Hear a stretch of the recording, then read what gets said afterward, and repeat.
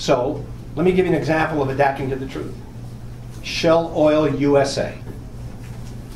Shell Oil USA. Here's a company that has made, for a lifetime, its money off of drilling for oil and natural gas. It's the #1 funder at the National Renewable Energy Laboratory for solar thin film research. It knows. Change is coming. Change is coming. They know it's coming. They know that we basically don't have any oil left in the United States.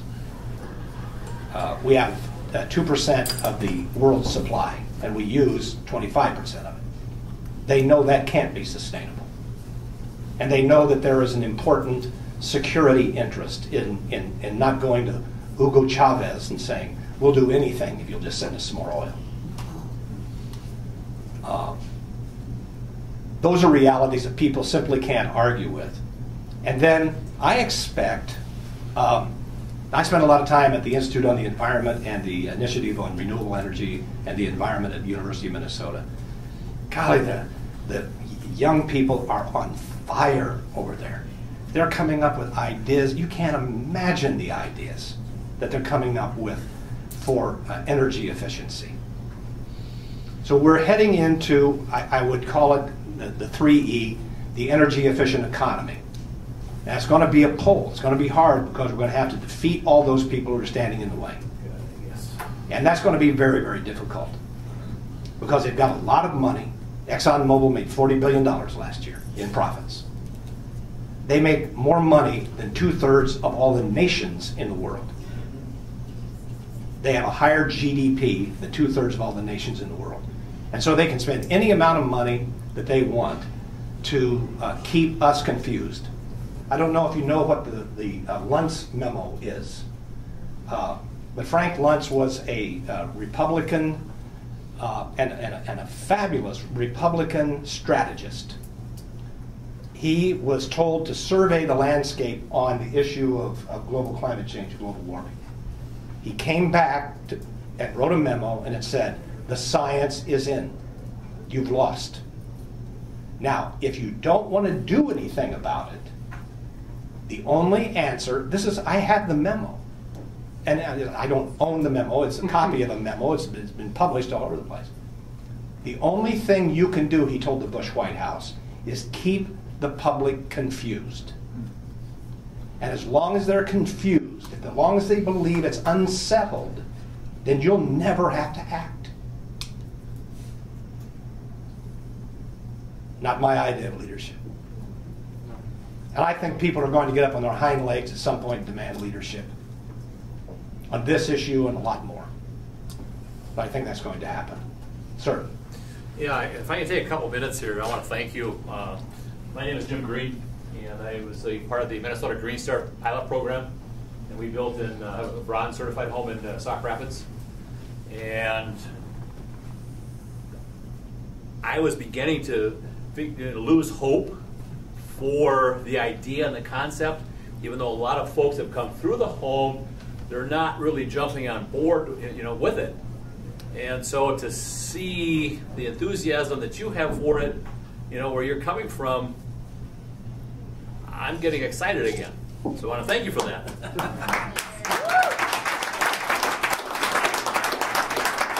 I grew up on a farm in southwestern Minnesota where the wind turbine generated the electricity to pump the water. Right.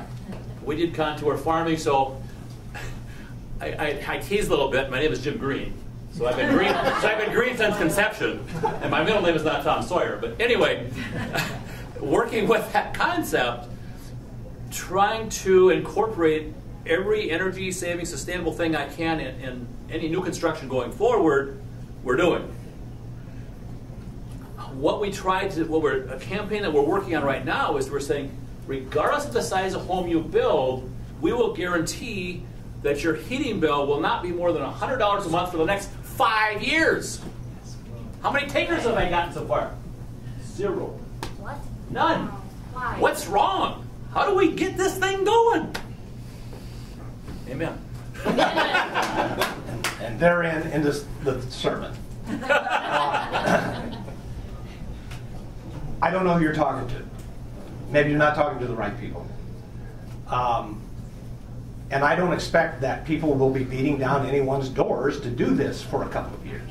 But we have to start this thing and keep out there. And where you stand head and shoulders above others is that when people finally do wake up to the necessity of building Minnesota GreenStar, LEAD, or building the kinds of ways that you are building, that they'll remember you were there before anyone else, that you have all of that knowledge compiled, and so they'll come to you.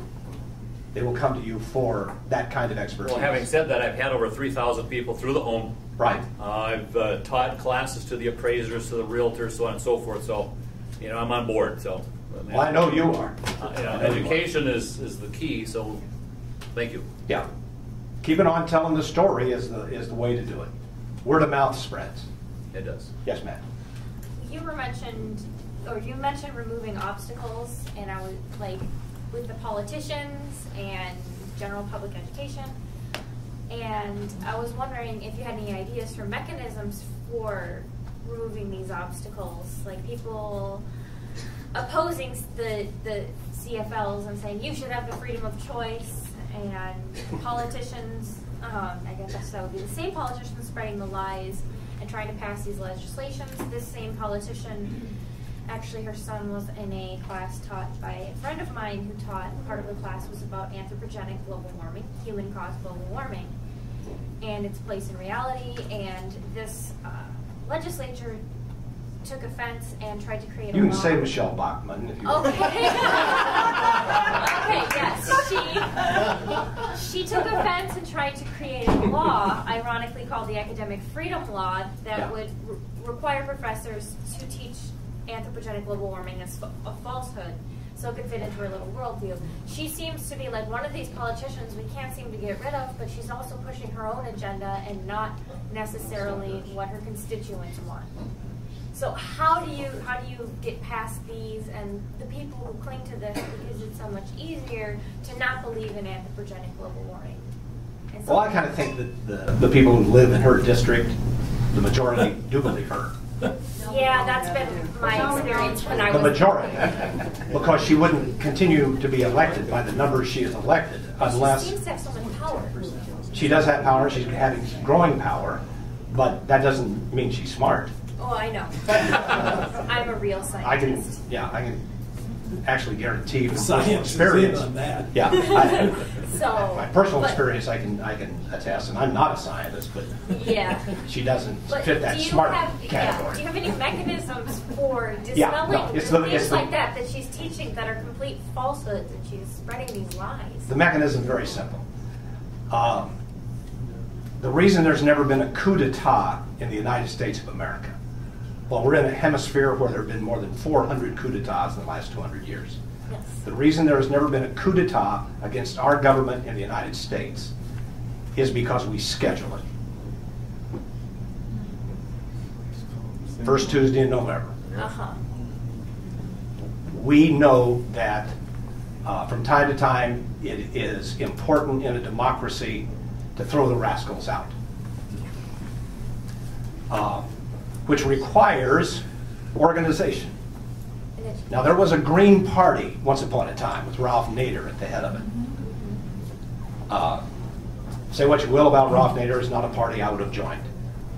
And I was as green as anybody at the time.